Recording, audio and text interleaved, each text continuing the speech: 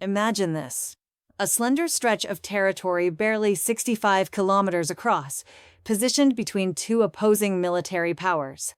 On one flank, a heavily fortified Russian exclave packed with nuclear-capable weaponry. On the other, the armed forces of Russia's nearest partner. In the center, a passage so narrow, so vulnerable that losing it could isolate 3 NATO countries from the remainder of the alliance in a matter of hours. We're discussing the Suwalki Gap. And currently, as you view this video, it is the most precarious piece of territory on the globe. But here's the aspect that most viewers don't grasp.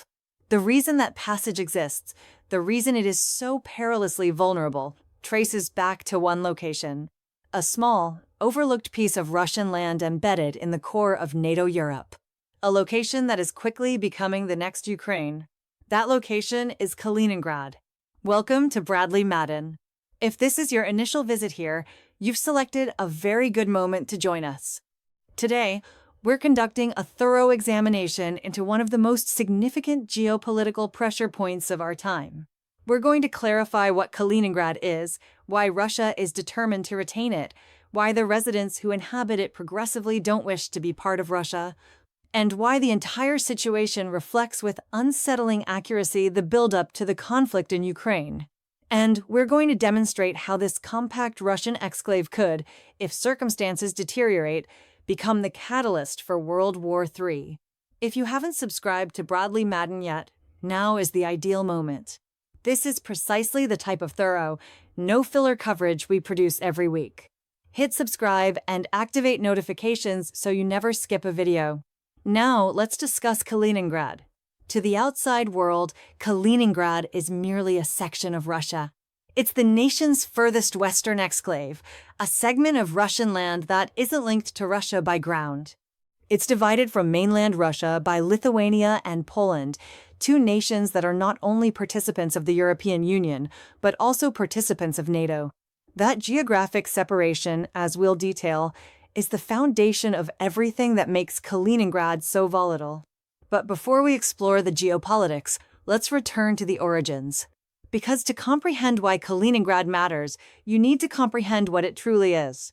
The territory's history extends back to 1255. That's when the Teutonic Order, a Germanic Christian military brotherhood on a campaign to Christianize Europe, captured the land during the Baltic Crusades. They named it Königsberg. Over the subsequent few centuries, the city evolved into a major hub of German heritage and civilization. It remained under significant Germanic influence for hundreds of years, transitioning through various European authorities, but never genuinely achieving independence. Then came World War II and everything shifted.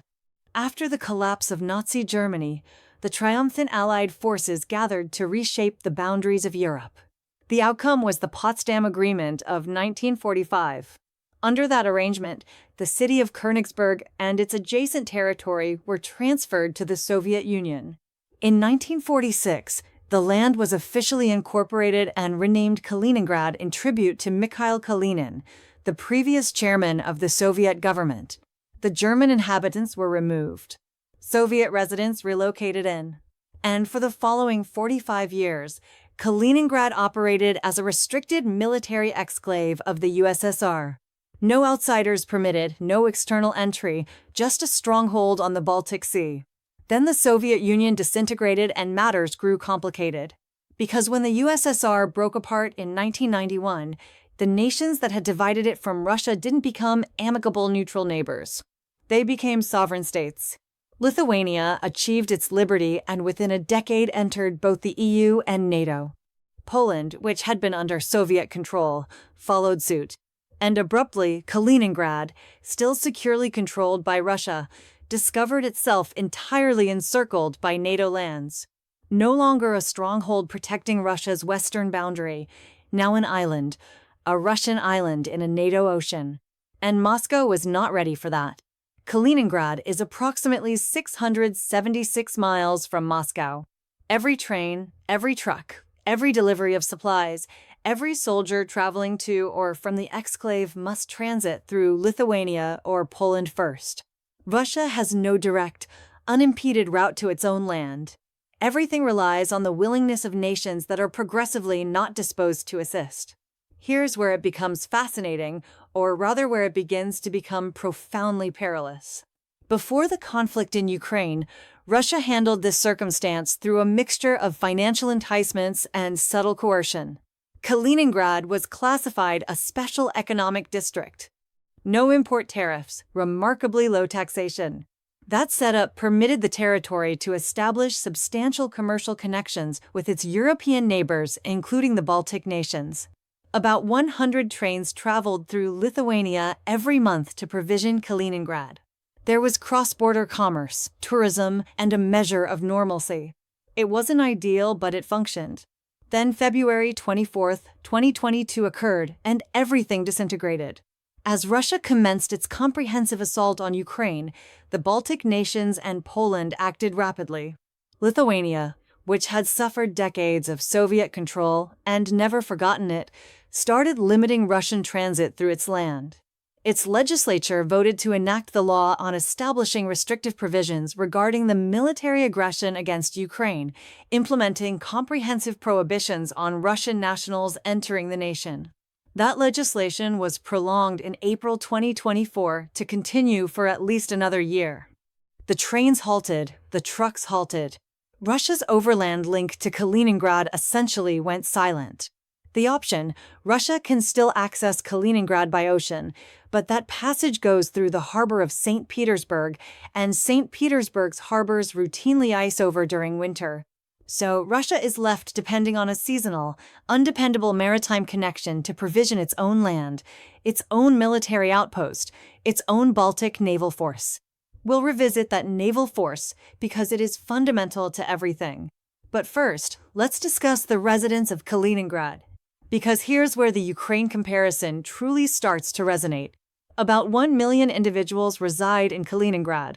They are Russian nationals officially, but they inhabit a land that is geographically, commercially, and culturally growing increasingly separated from Russia, and growing numbers of them are beginning to question what precisely are we struggling for.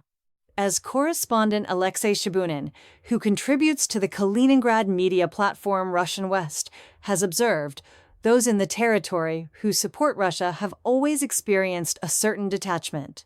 But since the beginning of the conflict in Ukraine, there is, in his expression, a prevailing sensation of being confined. The EU airspace restriction means that aircraft linking Kaliningrad to the remainder of Russia must now follow a lengthy, expensive route northward via the Gulf of Finland. Prices have climbed across Russia, but the complex supply chains affect Kaliningrad particularly severely. Frontier passages with Poland and Lithuania have essentially shut. The economy is shrinking, and the conflict in Ukraine is claiming lives in the exclave, according to the military publication Stars and Stripes. Some 5,000 Kaliningrad inhabitants had been summoned to serve by December 2023, with at least 450 losing their lives. As the AFP documented in November 2025, Kaliningrad is maintaining a courageous appearance. Residents speak of not being frightened. Enormous Z emblems, the insignia of Russia's troops in Ukraine, adorn government structures. Displays urge men to enlist and serve. But beneath the resistance, the fractures are apparent. As one shop worker at the Baltia Commercial Center told AFP, the financial conditions are very poor. Supply chains are complicated. Merchandise is tougher to obtain, and quietly numerous residents simply want it to conclude. The feeling is not merely informal. In February and March 2023, an unofficial digital survey was arranged by advocacy organizations inside and outside Russia, a nationwide digital vote on self-governance of regional territories.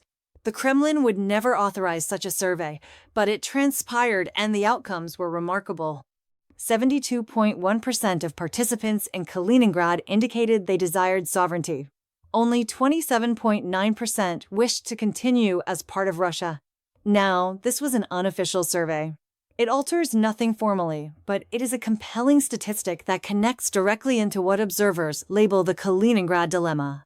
What occurs with this exclave now that it is fundamentally cut off, encircled by NATO countries, and progressively disconnected from the nation it formally belongs to? Consider Ukraine. Ukraine spent approximately 70 years as part of the Soviet Union. It obtained sovereignty in 1991, and for 30 years following that, Russia observed as Ukraine moved westward, establishing commercial connections with Europe, considering NATO participation, and gradually separating itself from Moscow's zone of control. Putin characterized that movement an existential danger. He initiated a conflict to reverse it. The Kaliningrad dilemma is questioning whether we are observing the initial phases of the identical narrative not with Ukraine, but with a portion of Russia's own land, and that's merely the initial comparison, because there's another one, and it's even more concerning. Let's discuss the Baltic Naval Force, and let's discuss Sevastopol. Kaliningrad is base to Russia's Baltic Naval Force. The harbor city of Baltiisk within the exclave is the sole Russian harbor on the Baltic Sea that does not ice over in winter. It is year-round, frost-free, and strategically invaluable. For generations, Russia has employed it to extend naval authority into the Baltic. The fleet installation there constitutes roughly 1/10 of Russia's complete naval strength, and it requires constant resupply personnel, fuel, munitions, replacement components to stay functional. But as Lithuania persists in limiting Russian transit through its land, and with St. Petersburg's harbors freezing in winter, Russia's capacity to dependable provision that fleet is progressively undermined. Sound recognizable? It should, because precisely this situation unfolded previously in Crimea. Sevastopol is in the Crimean Peninsula, and for years it was based to Russia's Black Sea Naval Force. After the Soviet Union disintegrated, Crimea transferred to Ukraine, which meant Ukraine formally had a claim regarding the fleet stationed in its land. Russia and Ukraine arranged a complicated division agreement in 1997, separating the fleet and permitting Russia to lease the Sevastopol facility at $97 million annually while pledging to honor Ukraine's territorial integrity. We all understand how that concluded. In 2008, Ukraine's pro-Western administration declared that when the agreement concluded in 2017, Russia would need to vacate Sevastopol. Then, in 2010, a pro-Russian leader assumed authority and prolonged the agreement to 2042. Then he was removed in the 2014 Maidan uprising, and Putin, unwilling to chance losing his Black Sea Fleet headquarters, annexed Crimea. After that incorporation, Ukraine responded by obstructing Russian overland passage to the Crimean Peninsula, blocking Russia from moving supplies by ground to its Black Sea Naval Force. Nearly an exact reflection of what Lithuania has now accomplished to Russia concerning the Baltic Fleet. Russia responded by constructing the Crimea Bridge, inaugurated in 2018, to re-establish that overland connection. Ukraine has since targeted it repeatedly, recognizing that damaging it would compel Russia to redirect military supplies through unfriendly lands. The architecture of the challenge is the same. Russia possesses a fleet. The fleet requires a harbor. The harbor is reachable, but the overland passage to that harbor is being managed and severed by a bordering nation. And Russia, confronting that limitation, has traditionally been prepared to employ armed action to re-establish passage. In the instance of Kaliningrad, the overland passage traverses Lithuania. And Lithuania, unlike Ukraine in 2022, is a complete participant of NATO. That is both the essential safeguard and the essential hazard. But before we proceed any further, we want to acknowledge the sponsor of today's video. Bradley Madden is able to deliver you this caliber of thorough, independent geopolitical coverage because of the backing we obtain. And that begins with you, our viewers. If you consider this variety of content worthwhile, please distribute this video with someone who needs to comprehend what's unfolding in Europe currently. And if you're not subscribed yet, do it now. Press subscribe and the notification chime. Fresh videos every week. No padding, just substance. Now, returning to Kaliningrad and to what may be its most hazardous characteristic, the Suwalki Gap. As of late 2025, Lithuania's yearly security evaluation, published by the nation's intelligence bureau and covered by stars and stripes, cautioned that Russia is not remaining passive. New naval infantry formations are being organized in Kaliningrad. New Iskander-M missile brigade configurations are being created in Russia's western military zone. And a new enhanced radar installation has been positioned in Kaliningrad that, according to the Lithuanian assessment, can survey airspace thousands of miles into the distance. Russia, cut off from its exclave by restrictions and travel prohibitions, is concurrently expanding its military footprint there. And here's the geopolitical scenario that resides at the heart of all this. Between Kaliningrad and Belarus, Russia's nearest military partner, stretches a 65-kilometer span of NATO land known as the Suwalki Gap. It is designated after the Polish municipality of Suwalki, and it extends along the frontier between Poland and Lithuania. It is the sole overland link between the three Baltic nations and the remainder of NATO, and it is bordered on both flanks by Russian and Belarusian armed presence. To the west of the passage, Kaliningrad, with its Iskander weapons platforms capable of delivering nuclear warheads, its S-400 air defense networks, its Baltic naval force, and roughly 12,000 Russian military personnel positioned there, according to military.com.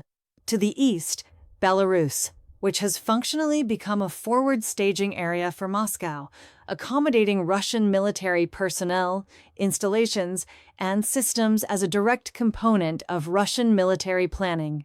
In the scenario of a confrontation, defense strategists caution that Russia could attempt a dual-pronged offensive, advancing west from Belarus and east from Kaliningrad concurrently to seal the passage, cutting Estonia, Latvia, and Lithuania from the remainder of NATO.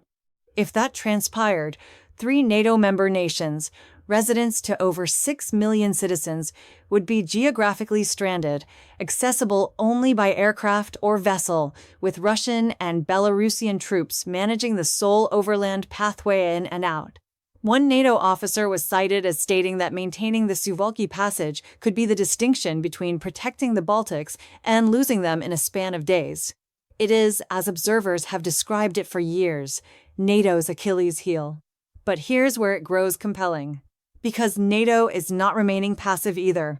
In July 2025, General Christopher Donahue, head of U.S. Army Europe and Africa, delivered a declaration that transmitted ripples through security communities at the Association of the U.S. Army's First Land Bureau gathering.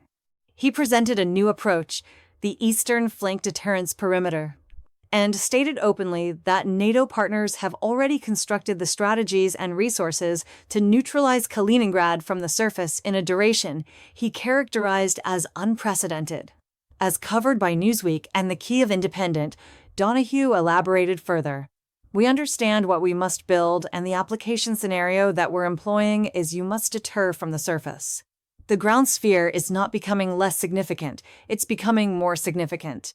Former NATO leader Ben Hodges reinforced those comments with notable directness, stating that if Russia in 2025 struck Poland the manner it struck Ukraine, NATO's aerial and surface troops would, in his expression, eliminate it, and Kaliningrad would be neutralized in the opening hours of hostilities. These are not hollow declarations. They're supported by tangible military deployments on the surface. As covered by military.com in December 2025, Germany, for the initial time since World War II, has permanently based a brigade in Lithuania. The 45th Panzer Brigade was established there in April 2025. And once elevated to complete capacity, it will comprise nearly 5,000 personnel equipped with Leopard armored vehicles and protected transports. Germany will additionally station engineering formations to Poland in April 2026 to support with the development of Poland's East Shield protective network, a $2.5 billion infrastructure extending 700 kilometers along the frontiers with Russia and Belarus. Lithuania, simultaneously, revealed a significant new exercise installation near the Suwalki Gap and in December 2025 completed an arrangement to domestically construct 41 Leopard 2A8 primary combat tanks by 2030. Lithuania also increased its security expenditure to between 5 and 6% of GDP, establishing it as the initial NATO participant to reach the standard championed by President Donald Trump. These are not symbolic actions. These are enduring structural modifications to Europe's security framework. They transmit a definitive statement to Moscow. The Suwalki Gap will not collapse without an enormous struggle. Meanwhile, Russia is completely conscious that NATO is rehearsing plans for a Kaliningrad isolation. In November 2025, Russian Deputy Foreign Minister Alexander Grushko stated in a conversation with the state-operated Izvestia publication that during NATO drills, plans specifically involving isolating the Kaliningrad territory are being exercised. He characterized the circumstances as one in which opportunities for communication are severely constrained and cautioned that Russia is arranging to safeguard its concerns through all accessible diplomatic and additional channels. Phrasing that originating from a senior Russian representative carries nuclear implications. Those implications grew even more direct in December 2025. During his yearly public question session, as covered by Russia Matters, Putin explicitly discussed the prospect of a NATO isolation of Kaliningrad, declaring that any such measure would neutralize these dangers and produce escalation that could expand into a large-scale military confrontation. Those are the statements of a leader who regards Kaliningrad as a boundary. And he has justification to because it isn't merely the Baltic naval force that Russia maintains in Kaliningrad. It is nuclear armaments. The exclave accommodates nuclear-capable Iskander weapon systems. Given Kaliningrad's placement, the furthest Russian land extending into the center of NATO Europe, those weapons function as a constant coercive mechanism, a forward-positioned nuclear capability directed at the continent's principal capitals. Forfeiting Kaliningrad or forfeiting dependable access to it would mean forfeiting that nuclear advantage. Putin will never voluntarily accept that result. But there's additional context to this account. Let's discuss Poland because Poland has undertaken something that, while it may appear ceremonial, is actually geopolitically meaningful. In May 2023, Poland declared that it would no longer identify Kaliningrad by that designation in any of its formal records. Instead, it would employ Królewik, the designation the land carried when it was under Polish governance during the 15th and 16th centuries. Poland's development official, Waldemar Buda, explained the choice as a reaction to what he termed Russification, the enforcement of Russian cultural character on a land with a considerably more layered heritage. We do not desire Russification in Poland, he stated, and that is why we have chosen to alter the designation. Russia was incensed. The Kremlin portrayed it as an antagonistic move. And here's why that's significant. Designations are not impartial. When a nation declines to employ your designation for a land you assert, it is subtly challenging your entitlement to that land. It is the variety of measured diplomatic indication that, when paired with everything else transpiring around Kaliningrad, contributes directly into the sovereignty movement within the exclave itself. If one NATO country is regarding Kaliningrad as something different than Russian land, even in designation alone, others could follow. As of November 2025, coverage by France 24 from within Kaliningrad itself portrayed an image of a territory under subdued but mounting pressure. Residents speak defiantly, but the seclusion is evident. Aircraft must reroute around EU airspace. Fuel stations near the Polish frontier stand vacant or closed. The enormous Baltia commercial center is sparsely visited. The logistics of merely transporting merchandise into the territory have become a routine hardship. And the emotional burden of being encircled by NATO countries that publicly consider Russia as a hostile force is unmistakable. As one area inhabitant told France 24, there is a perception that Kaliningrad is being placed under blockade. That blockade, financial, logistical, and political, is the context against which Putin must formulate his next strategic decision. And the decision is not straightforward. He cannot disregard Kaliningrad. It accommodates his Baltic naval force. It accommodates his nuclear-capable weaponry. It is the forward staging installation that provides Russia's strategic projection into the center of NATO Europe. Without dependable access to Kaliningrad, Russia forfeits a vital element of its deterrence framework, but he also cannot readily re-establish access. The route traverses Lithuania. Lithuania is a NATO participant. Any armed action against Lithuania activates Article 5, the partnership's mutual protection provision, meaning an assault on Lithuania is an assault on all 32 NATO participants concurrently. It would mean conflict with the United States, conflict with the United Kingdom, conflict with France, conflict with Germany, all regarding access to a 15,000 square kilometer exclave on the Baltic Sea. This is the razor's edge on which Kaliningrad balances. And here's the genuinely extraordinary aspect. The circumstances are not fixed. They are worsening in actual time. As the Stockholm International Peace Research Institute observed in a recent analysis on Northern European pressures, the regularity of military episodes in the Baltic territory has been climbing consistently. In September 2025, Russian aircraft breached Estonian airspace. Drones were spotted over German, Polish, Lithuanian, and Baltic airspace. Balloon penetrations were documented over Lithuania from October 2025 onward. Russia commenced providing naval accompaniment to its shadow petroleum vessels in the Baltic, and NATO countries began inspecting those vessels in reaction. Russia termed it piracy. Supri cautioned that the combination of elevated pressures and regular episodes produces a very genuine possibility of escalation potentially initiated not by intentional choice, but by mishap, a miscalculation, a round discharged by error, a drone that traverses the incorrect frontier. The circumstances, as Supri expressed it plainly, indicate a possibility of escalation that could result in direct hostilities between NATO and Russia in the Baltic Sea territory.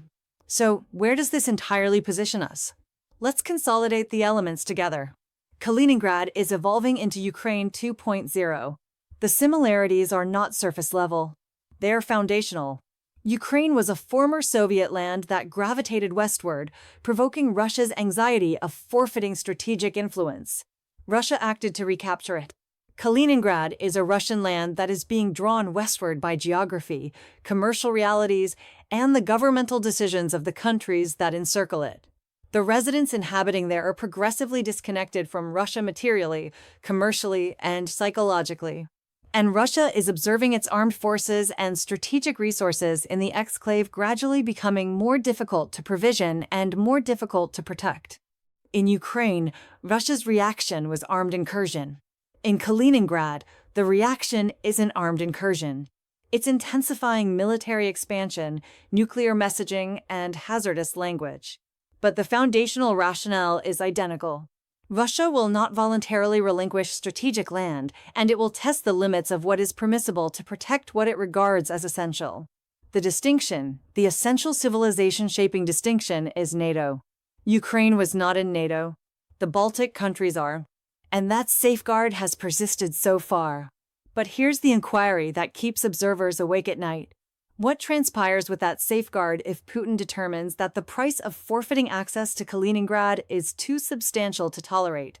Because if Putin ever concludes that the United States might pause before entering conflict over Lithuania, the protective strength safeguarding the Suwalki Gap diminishes substantially and Kaliningrad advances one stage nearer to becoming Ukraine 2.0. We'll continue monitoring this development attentively here at Bradley Madden because this is precisely the variety of narrative that progresses gradually until abruptly it doesn't. Now, we want to listen from you. Do you believe Kaliningrad constitutes a real catalyst for a broader European confrontation? Do you believe NATO's prevention will persist? Or does the convergence of Russian nuclear messaging, military expansion in the exclave, and American governmental instability produce an opening of vulnerability that Putin might be prepared to leverage? Share your thoughts in the comments below. And if this video provided you a more defined understanding of what's transpiring in Europe and why it's consequential, do us a kindness, distribute it, forward it to someone who's been questioning why the Baltic territory keeps surfacing in the headlines. Because the more individuals comprehend what's in jeopardy, the stronger. That's what Bradley Madden exists for.